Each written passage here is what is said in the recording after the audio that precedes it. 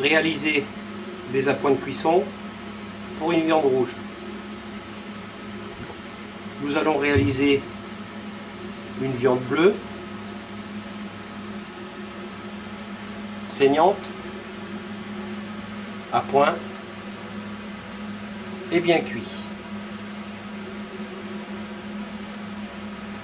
Faire réchauffer ces récipients, utiliser des sautoirs,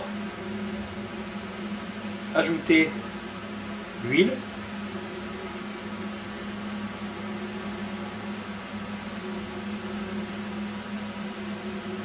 laisser chauffer la matière grasse. Pour n'importe quel appoint de cuisson, la matière grasse au départ doit être à la même température, c'est-à-dire très chaude. Ajustez ces steaks.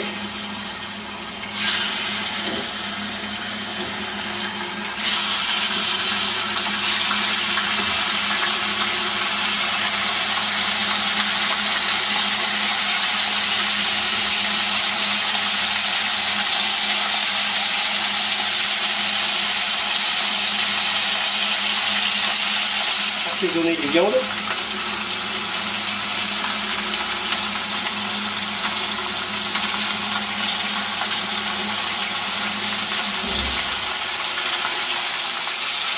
Pour les viandes bleues et saignantes, laissez le feu assez vif. Pour les viandes à point et bien cuites, après les avoir saisies, baissez l'intensité calorique. Retournez la viande bleue assez rapidement.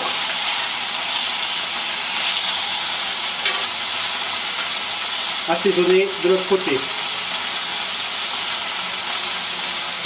La viande bleue s'identifie au toucher.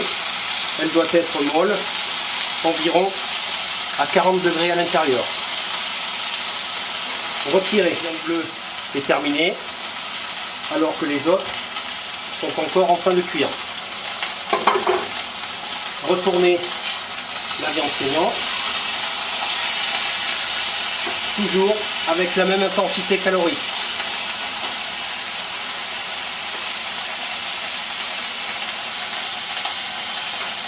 Dès que l'on voit l'apparition du sang, retournez pour la viande à point et pour la viande bien cuite. Toujours avec un feu minimum. Retirez la viande saignante, on la reconnaît au toucher, ça doit être souple, mais pas trop. Température à l'intérieur, entre 52 et 55 degrés. Le sang ne doit pas ressortir en surface. La viande à point se reconnaît de façon visuelle. Des gouttelettes de sang perlent en surface. Si c'est le cas, la viande est à point. Retirez. La viande bien cuite au toucher doit être ferme. Après l'étape de la cuisson à point, les gouttelettes de sang finissent de cuire complètement, c'est-à-dire que les protéines de la viande sont complètement coagulées. Retirez. Ici, vous avez les 4 cuissons. Ici, la viande bleue, qui est chaude à l'intérieur, environ à 40 degrés, très rouge. Ici, la viande saignante, rouge à l'intérieur.